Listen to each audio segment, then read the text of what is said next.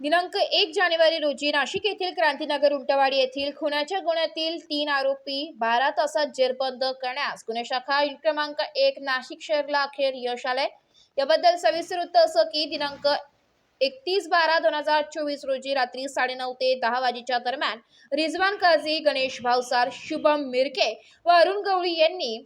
दीपक गणपत गारे यांच्या चुलत भावास लक्ष्मण गारे यांच्याबरोबर कोणत्या तरी कारणाने भांडण करून त्यास सप्तशृंगी मंदिर जवळ उंटवाडी रोड नाशिक येथे त्यांच्याकडील स्कूटीवर बळजबरीने बसून उंटवाडी ते मिलिंद नगर रोडवरील सार्वजनिक बांधकाम विभागाच्या मागील बाजूस लागून असलेल्या कंपाऊंडच्या भिंतीलगत मोकळ्या जागेत नेऊन लक्ष्मण गारे यांच्या डोक्यात दगड घालून त्यास जीवेठार मारण्याबाबत तक्रार दाखल केली आहे। सदरचा गुन्हा तात्काळ उघडकीस आणण्याबाबत माननीय श्री संदीप कर्णिक पोलीस आयुक्त नाशिक शहर यांनी सूचना दिल्या होत्या। त्या अनुषंगाने माननीय पोलीस उपायुक्त श्री प्रशांत बच्छाव, माननीय सहाय्यक पोलीस आयुक्त श्री संदीप मिटके यांनी गुन्हे शाखेचे पथक तयार करून त्यांना मार्गदर्शन केले होते।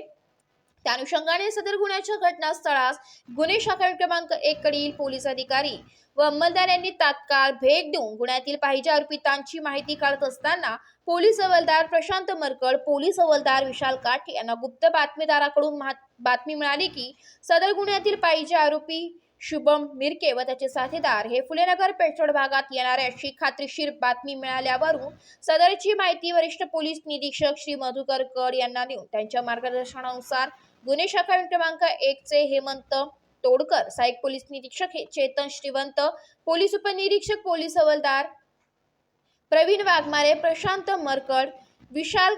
काठे, प्रदीप मसदे, शरद सोनवणे, नाझीम पठाण, योगीराज गायकवाड, विशाल देवरे, पोलीस अंमलदार अप्पा पानवळ, अमोल कोष्टी, राहुल पालखेडे, नितीन जगताप, विलास चारुस्कर, रामा बर्डे, चालक सुखराम पवार, समाधान पवार अशांचे 2 पथक तयार करून त्यांनी फुलेनगर पेठरोड पंचवटी येथे शोध घेतला असता आरोपी नामे शुभम विठ्ठलराम मिरके, वर्ष 21, राहणार क्रांतीनगर उंटवाडी रोड नाशिक, अरुण बाळू वळवी, वर्ष 21, राहणार क्रांतीनगर उंटवाडी रोड नाशिक आणि रिजवान रईसुद्दीन काझी, वर्ष 29, राहणार क्रांतीनगर उंटवाडी रोड नाशिक असे मिळून आल्याने त्यांना ताब्यात घेऊन गुन्ह्याबाबत विचारपूस केली असता त्यांनी त्यांचे साथीदार गणेश भावसार याच्या मदतीने गुन्हा केल्याची कबुली दिली आहे। नमूद आरोपितास पुढील कारवाई कामी मुंबई नाका पोलीस ठाणे यांच्या ताब्यात देण्यात आले।